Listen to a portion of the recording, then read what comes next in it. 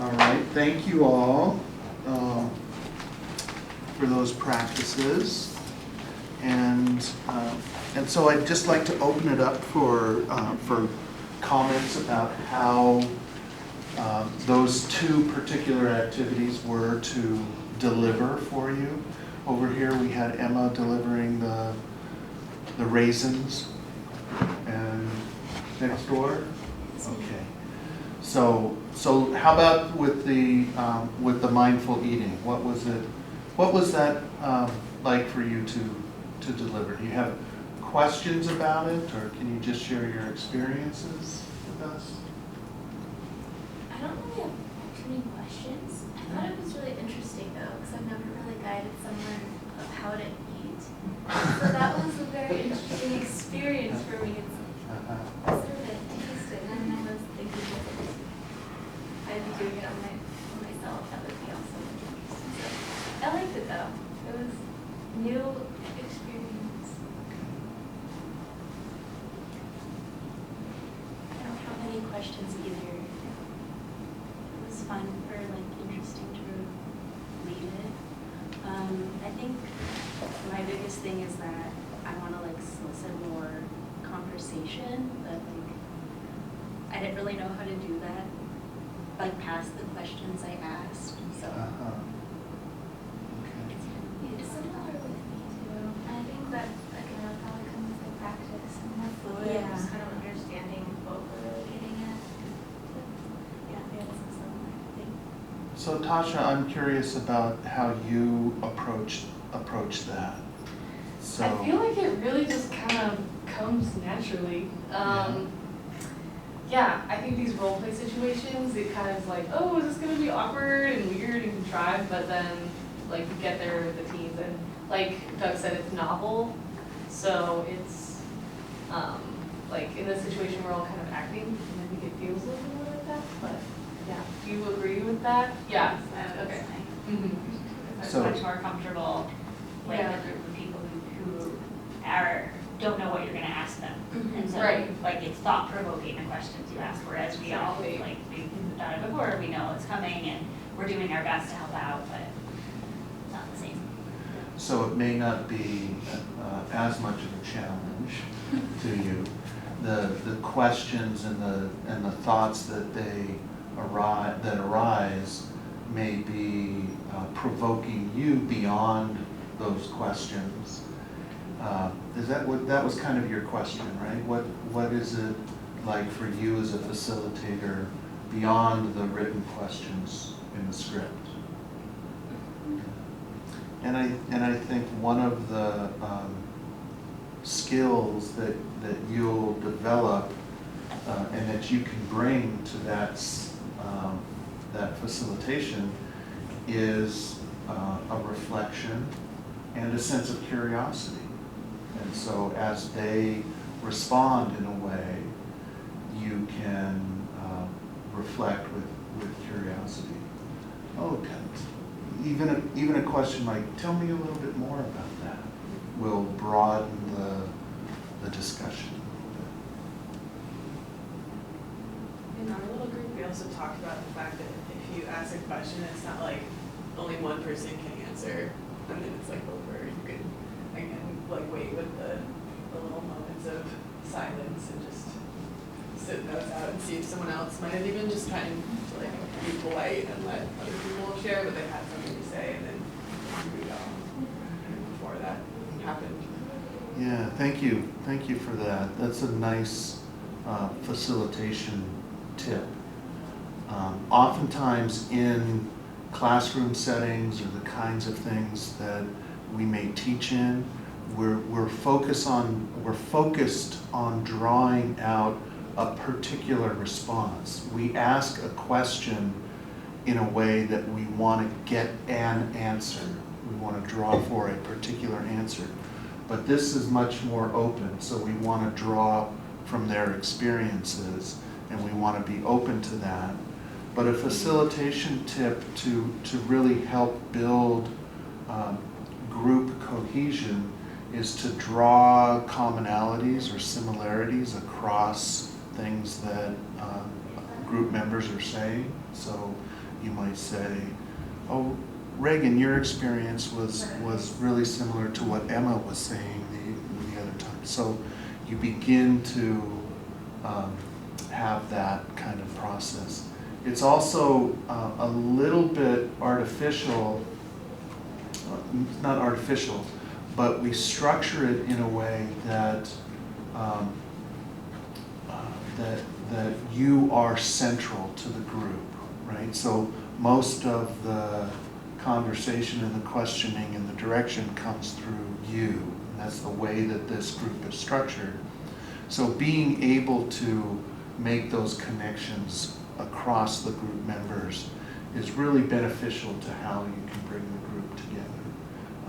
And you may actually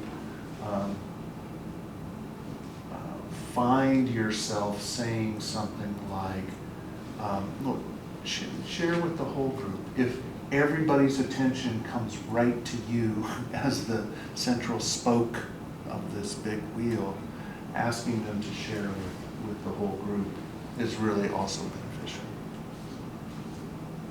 Nice. Other thoughts or experiences? How was it to do back-to-back body scans?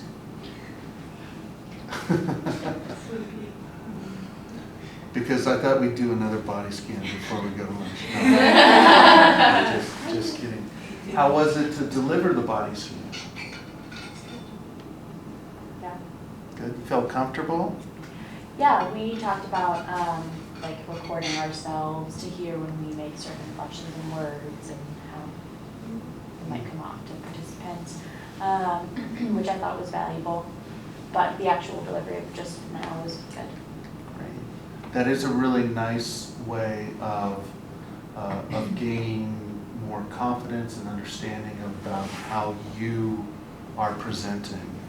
And I remember Trish Broderick talking about that. One of the ways that she really learned this was she would record herself, and then she would listen to herself, and then she would cringe, and then she would, well, we all do that, right? So, ooh. And then she would practice a little bit more. And she has a really wonderful, soft presence about how she presents this too. And we can all develop that by listening and hearing how we sound and thinking about and reflecting on I have a general question, but from the participant side of it. I guess anytime I do a body scan, I don't always feel it to be a positive thing. So does that come up in group that maybe it's not a pleasant experience, and how do you kind of talk them through that? We've had that in 2 of our cohorts happen. So we've just kind of told them that, of course, they don't have to do anything that they don't want to do.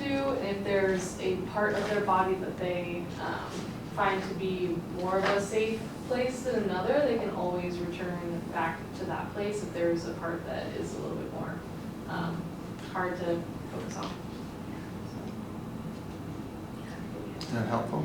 Yeah, I personally get very anxious at the end of the body scan. Like, I'm just like, I need to move, I'm done. So I don't know how to So there's a calm myself down through that. restless. Like, I get really over the body scan.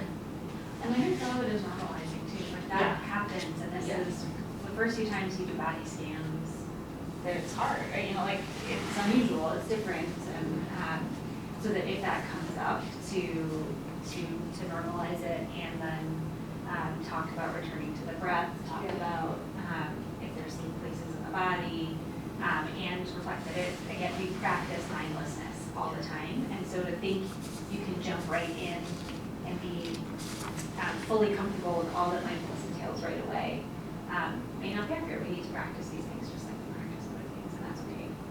Right? Be patient with yourself while you're struggling. Would it be okay to say, like, when we ask you to do these things, these are an invitation, and so if you feel like you absolutely need to move, like, you know, this is just an invitation to do this, like you can move, and over time, this is why we practice. But also like being cognizant of everyone else in the group, like not to be disruptive. But I think like giving the permission to move if you need to, would that be okay? Definitely. Okay. And again, encouraging everybody to be compassionate, like if you're moving and other people aren't, maybe you need different things that you don't need to feel bad about. You shouldn't feel bad about, just listening to your body and having your needs. And again, it's about like building up those skills, so like when we get to E, it's more about sitting with some discomfort. With B, I mean, you haven't really gotten there, so just allowing to be patient throughout and get to that point also. For normalizing that, would you guys ask or like use the word discomfort if someone was like afraid to bring that up? Because a lot of people jump into like, oh, relaxing, and then you might be like, oh no, I didn't think it was relaxing. Like, would you ask, was there any discomfort, or just kind of, how do you normalize that? Absolutely. Yeah, and using that language, which we'll get into later, like pleasant versus unpleasant. Okay. Like, oh, a lot Okay. of people here felt relaxation, and that's a really pleasant feeling. Did anyone feel an unpleasant? Okay. feeling when you're doing this? Great. And I often come up to about questions around mind wandering. That's often people are like, yeah, my mind I was thinking about being really uncomfortable, like I was thinking about wanting to move on. So that can be kind of a more neutral way that some of those things can come out.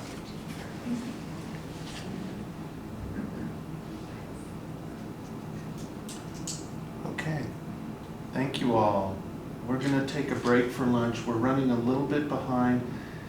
How about a 45-minute lunch? Can you all manage that? Yeah. And then we'll try and catch up in our next round. Okay? So let's come back. 1:15 we'll start, and everybody have a great lunch. Thank you.